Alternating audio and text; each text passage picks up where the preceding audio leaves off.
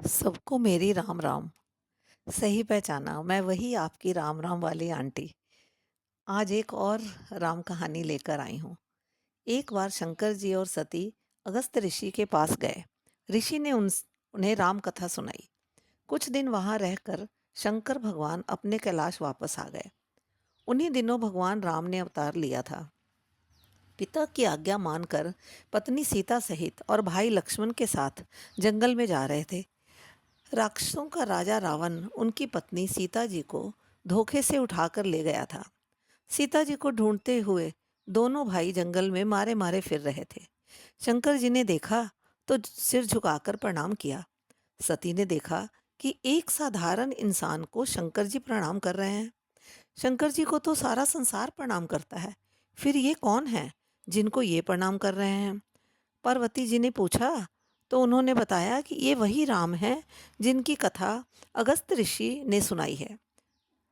ये वही राम हैं जो देवताओं की भलाई के लिए मनुष्य शरीर धारण किए हैं।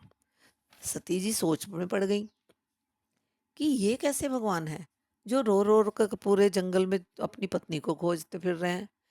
शंकर जी ने बहुत समझाने की कोशिश की, मगर पार्वती न मानी। कहने लगी, मुझे तो शक हो रहा है कि ये भगवान है भी कि नहीं। शंकर जी ने कहा कि अगर तुम्हें शक हो रहा है तो खुद ही जाकर परीक्षा ले लो, मैं तब तक यहीं बैठा हूं। सती ने कहा, ठीक है। शंकर जी सोचने लगे, सती ने मेरे प्रभु राम पर शक करके अच्छा नहीं किया। अब सती सोचते सोचते चल पड़ी कि कैसे इनकी परीक्षा ली जाए। उन्होंने राम जी की पत्नी सीता जी का रूप बनाया और उनसे मिलने चल पड़ी। दोनों भाइयों ने जब सामने से उन्हें आते देखा तो पहचान गए कि ये सीता के भेष में ये जगत जननी जगदम्बा आ रही हैं। दोनों भाइयों ने सिर झुकाकर प्रणाम किया और पूछा, मैया, आप जंगल में अकेले क्यों घूम रही हैं? महादेव कहाँ हैं? राम जी की कोमल वाणी को सुनकर वो अपने असली रूप में आ गई और बहुत शर्मिंदा हुई और वापस शंकर जी के पास चल पड़ी। पूरे रास्ते में उन्हें हर जगह जहां भी नजर घुमाती राम, लक्ष्मण और सीता ही नजर आते। सती जी कैलाश पहुंची तो शंकर जी ने पूछा, ले आई परीक्षा? डर के मारे उनसे झूठ कहने लगी कि परीक्षा क्या लेनी थी, वो तो भगवान ही है। मैंने भी आपकी तरह ही प्रणाम किया बस। शंकर जी तो सब देख रहे थे कि पार्वती ने कैसे माता सीता का वेश बनाया था।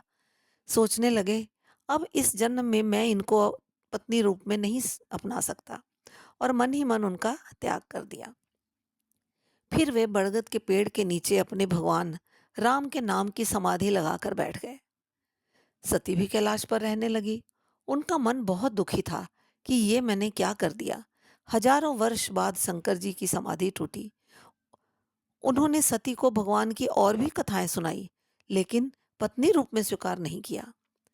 उसी समय एक राजा थे जिनका नाम था दक्ष प्रजापति। वे एक योग्य राजा थे। उनकी योग्यता को देखकर ब्रह्मा जी ने उन्हें प्रजापतियों का नायक बना दिया था। इतनी बड़ी पोस्ट पाकर राजा के मन में बहुत अभिमान आ गया। कहते हैं, इस संसार में ऐसा कोई भी नहीं हो सकता जिसको इतनी पद प्रतिष्ठा मिले और अभिमान ना आए। राजा दक्ष प्रजापति ने एक बहुत बड़े यज्ञ का आयोजन किया और सभी देवी देवताओं को इनवाइट किया, मगर शंकर जी को नहीं। आगे की कथा फिर बताती हूँ। तब तक राम राम।